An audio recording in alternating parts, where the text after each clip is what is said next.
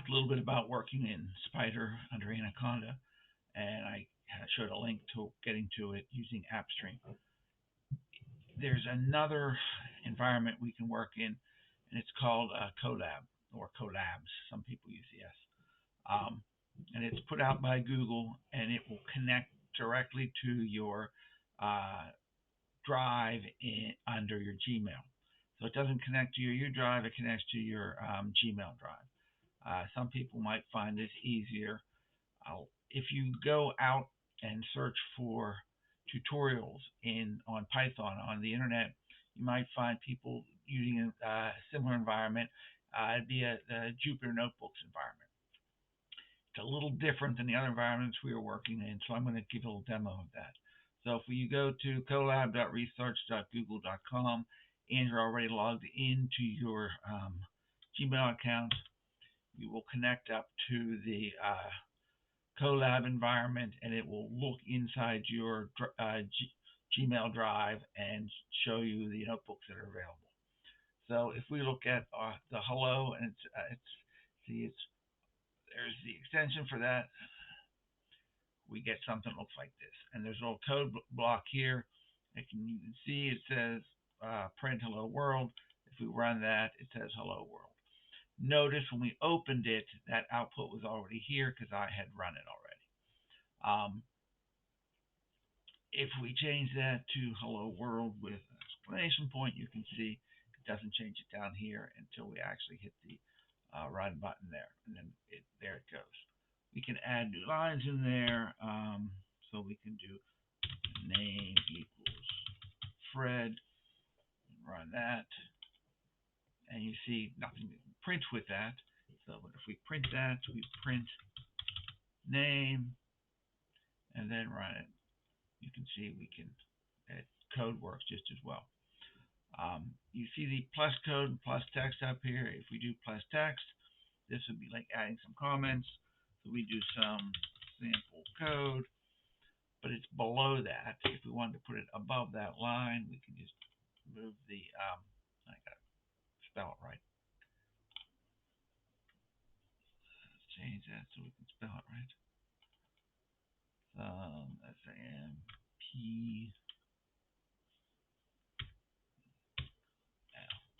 There we go. I can spell. And then we have the text above it. So that would be like adding comments to your code. If you do another code block, we can do something like this. We can say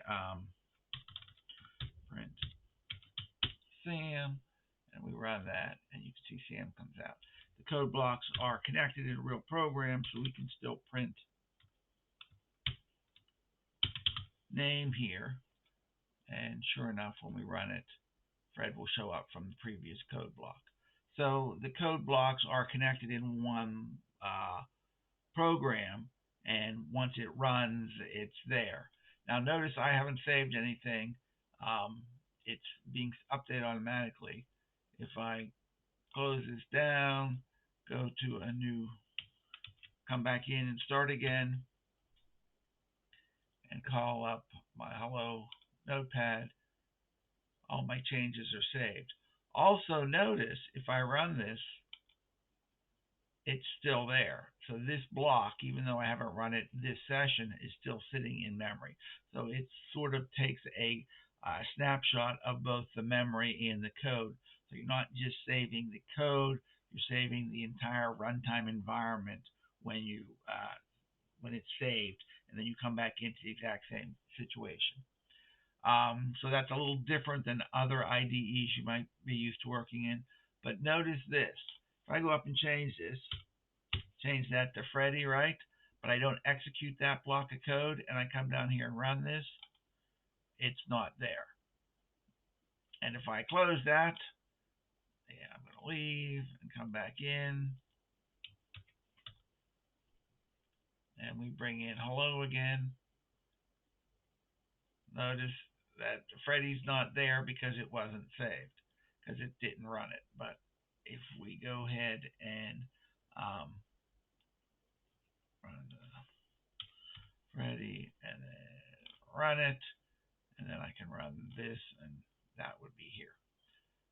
So the code blocks need to be executed can be executed individually, but you may need to execute them all if you've made changes and you haven't gone back and uh, execute them before you then go to a different section. It can be somewhat confusing.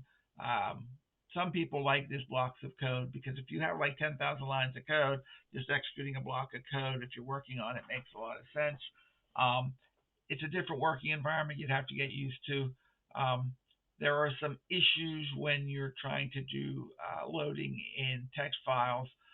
This is a temporary work environment, so even though your text files are still can be in the same uh, file location as your Python notebook in your Google Drive, you need to connect it, either do a connection to your Google Drive to access it, or you need to load that file into this temporary workspace. So there's an extra step that needs to be taken when you're working in Colabs and you're working with text files. It's a bit more complex with that. For simple code, sometimes it's easier, but I wanted to show you this, give you an opportunity to use it if you want to.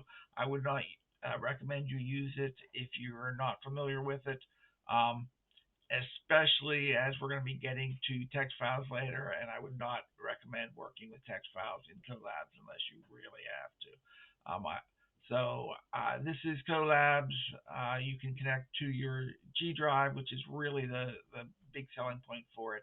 But I also wanted to show you how it works because some of the tutorials you might be viewing are in Jupyter Notebooks or Colabs, and I wanted to show you the differences between that and something like Spider or some of the other editors that might be out there.